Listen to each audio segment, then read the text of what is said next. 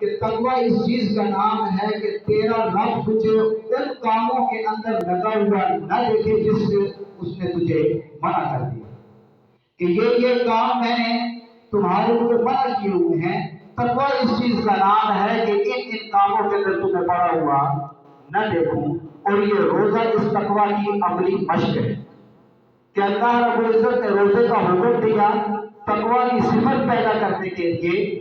اور کس طرح اب تقوی کی صفت پیدا ہوئی کہ بندہ جو سارا دن بھوکا پیاسا رہتا ہے اس کے اندر اس کی مشق کرائی جاتی ہے۔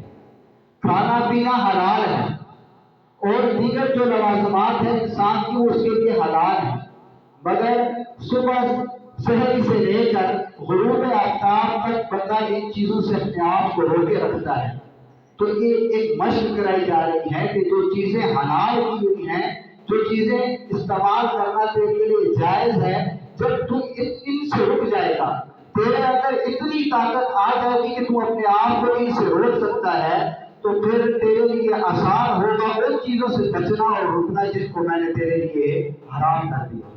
تو یہ کیا ہے؟ اللہ رب العزت کی ایک مشق کرائی جا رہی ہے اس روزے کے ذریعے کہ بندہ اپنے آپ کو وہ کہتے ہیں نا پریکٹیکلی اپنے آپ کو تیار کرتا ہے، کہ اپنے آپ کو عملی طور پر وہ تیار کرتا ہے کہ اللہ کی جس چیز سے منع کر دیا اس سے میں رک جاؤں، جس چیز کے کرنے کا کہا اس کو کر لوں۔ روزہ اس چیز کی عملی مشق ہے۔ اب بندہ روزے کے اندر اللہ رب العزت نے وہ چیزیں جو سارا سال منع ہے وہ تو منع ہے، اس روزے کے اندر اللہ رب العزت نے ہر وہ چیز ہمارے کھانے سے متعلق ہو، ہماری خواہشات کے متعلق ہو، اللہ رب العزت نے روک دیا۔ کھانا پینا حلال ہے، تمہارے لیے جائز ہے، تمہاری بیوی کے ساتھ تمہارا نفع اٹھانا جائز ہے، مگر یہ تو صبح صادق سے لے کر مغرب تک کا وقت ہے، اس کے اندر اس جائز کام سے بھی تم نے رکے رہنا ہے۔